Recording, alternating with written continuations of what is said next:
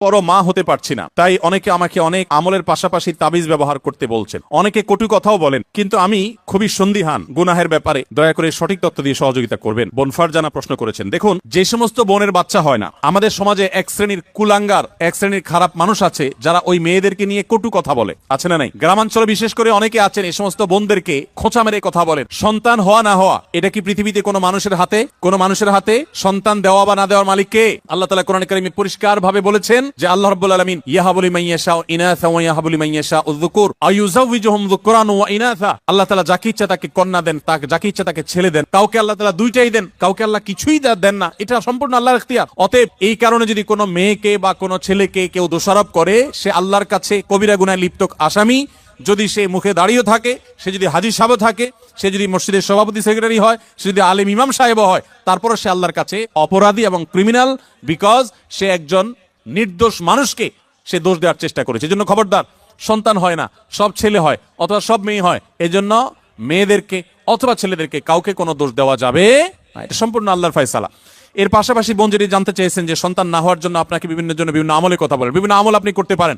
কোরআনে কারিমে বিভিন্ন আয়াত আছে, যে আয়াতগুলো আমল করার মাধ্যমে, পাঠ করার মাধ্যমে, সেগুলো পড়ে পানিতে ফু দিয়ে খাওয়ার মাধ্যমে বিভিন্নভাবে সন্তান আল্লাহ তাআলা দান করেছেন। বিশেষ করে আমি আপনাকে কোরআনের আমলের কথা বলতে চাই। আপনারা জানেন আল্লাহ নবী ইব্রাহিম আলাইহিস সালাম, তাকে আল্লাহ তাআলা বার্ধক্যে সন্তান দিয়েছেন, বৃদ্ধ বয়সে সন্তান দিয়েছেন।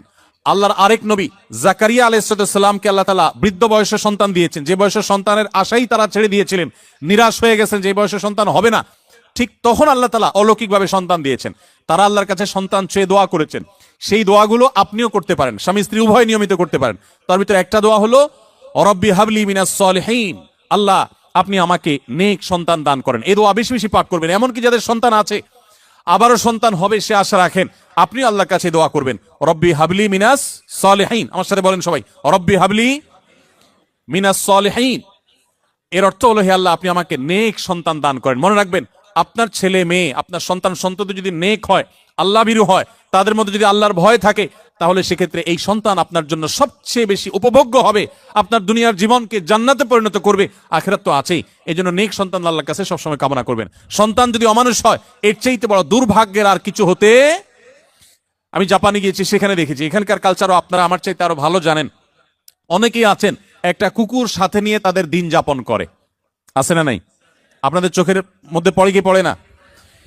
বৃদ্ধ বয়সে একজন মানুষ একটা কুকুরের বাচ্চা, কুকুরের একটা ছানাকে নিয়ে তার দিন রাত সে পার করে দেয়, তার সবকিছু সে শেষ করে দেয় শুধু একটা কুকুরের বাচ্চাকে সাথে নিয়ে। এই জিনিসটা কি আমাদের জন্য খুব কাঙ্ক্ষিত না অনাকাঙ্ক্ষিত বলেন তো?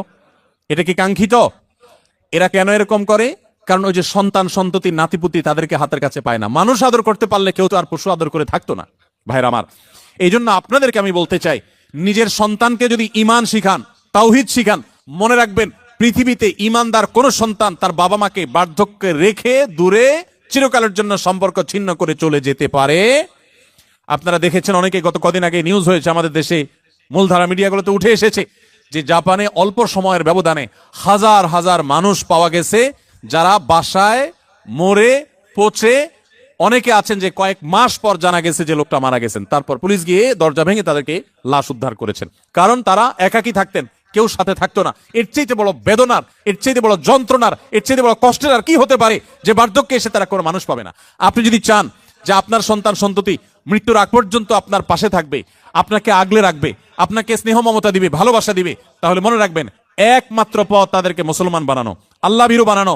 আপনি যদি তাদেরকে বিজ্ঞানী বানান, সায়েন্টিস্ট বানান, আপনি তাদেরকে শিক্ষিত বানান, বড় ব্যবসায়ী বানান, বড় পদাধিকারী বানান, কিন্তু ঈমান শিখান নাই, তাওহীদ শিখান নাই, তাকওয়া শিখান নাই, ইসলাম শিখান নাই, আমি শপথ করে বলতে পারি আপনার এই সন্তান আপনার বিপদের কারণ হওয়ার সমূহ সম্ভাবনা আছে। এই জন্য সন্তান নেক হোক আমরা সবাই চাই কি চাই না বলেন? তাহলে দোয়া করতে হবে।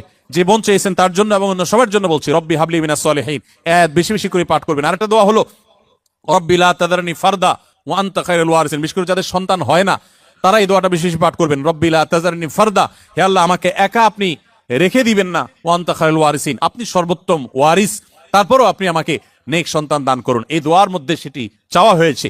অতএব রব্বি লা তাযারনি ফারদা ওয়া আনতা খায়রুল ওয়ারিসিন, এই দোয়া পাঠ করবেন ইনশাআল্লাহ তাআলা। এর বাইরেও আরো বহু দোয়া আছে, রব্বি হাবলি মিন লাদুনকা যুররিয়াতান তাইয়্যিবা রব্বি হাবলি মিন লাদুনকা যুররিয়াতান তাইয়্যিবা, আল্লাহ আপনার পক্ষ থেকে আপনি আমাকে পবিত্র এবং ভালো সন্তান দান করেন। ইন্নাকা সামিউদ দুআ, আপনি দোয়া শ্রবণকারী।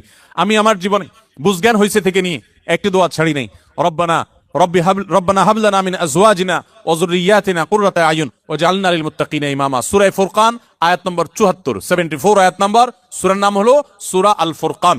এই আয়াতে যে দোয়া আছে, এখানে যারা অবিবাহিত আছেন তারা এই দোয়া এখন থেকে পাঠ করতে পারেন। আল্লাহ তাআলা নেক বা ভালো স্ত্রী যদি জীবনে না দেন, তো আপনার জীবনে অনেক কিছু হওয়ার পরও সুখ শান্তি আপনি পাবেন না। সো নেক স্ত্রী এবং মেয়েদের জন্য নেক স্বামী, এই উভয় পক্ষের জন্য একই দোয়া, কমন দোয়া। আপনারা দোয়াটা পড়তে পারেন নেক সন্তানের জন্য। আমি জীবন দোয়া চেয়েছেন, পরামর্শ চেয়েছেন, তাকে বলবো এই দোয়াগুলো আপনি বেশি বেশি পড়বেন। সূরা ফুরকানের 74 নম্বর আয়াত, এর বাইরে আরো 3টা দোয়া বলেছি। রব্বি হাবলি মিনাস সলিহিন, রব্বি লা তাযারনি ফারদা ওয়া আনতা খায়রুল ওয়ারিসিন, ও রব্বি হাবলি মিন লাদুনকা যুররিয়াতান তাইয়্যিবা ইন্নাকা সামিউদ দুআ। এই 4টি দোয়া নিয়মিত পড়বেন, ইনশাআল্লাহ সন্তানহীনতার কষ্ট দূর হবে। এরপরে যদি আল্লাহ না দেন, তো মনে রাখবেন আল্লাহ তাআলা যা দিয়েছেন এর মধ্যে আপনার কল্যাণ আছে। সন্তান হয়েছে কিন্তু অমানুষ হয়েছে, খারাপ হয়েছে, অসুস্থ হয়েছে, বিকলাঙ্গ হয়েছে, তার চাইতে আল্লাহ তাআলা না দেওয়াটা আপনার জন্য কখনোই ক্ষতিকর নয়। এই জন্য আল্লাহর ফায়সালা সন্তুষ্ট থাকবেন। তবে তাবিজের যে ব্যবহার, এটি সুন্নাহর খেলাফ। নবী করিম সাল্লাল্লাহু আলাইহি সাল্লাম কখনো তাবিজ দেননি, ব্যবহার করেননি। এই তাবিজের ব্যবহারে কোরআনে কারীমের আয়াত থাকলে সেটা জায়েজ কিনা জায়েজ, এটা নিয়ে ওলামাদের যে ইখতিলাফ বা মতবাদ পার্থক্য আছে, এর ঊর্ধ্বে উঠে আপনি নিশ্চিতভাবে জানতে পারেন তাবিজের ব্যবহার এটা নবী সাল্লাল্লাহু আলাইহি সাল্লামের সুন্নাহ না। বিধায় কোরআন এবং সুন্নাহ বর্ণিত দোয়া, আয়াত এগুলো পড়ে পড়ে ফু দিবেন এবং আমল করবেন ইনশাআল্লাহ।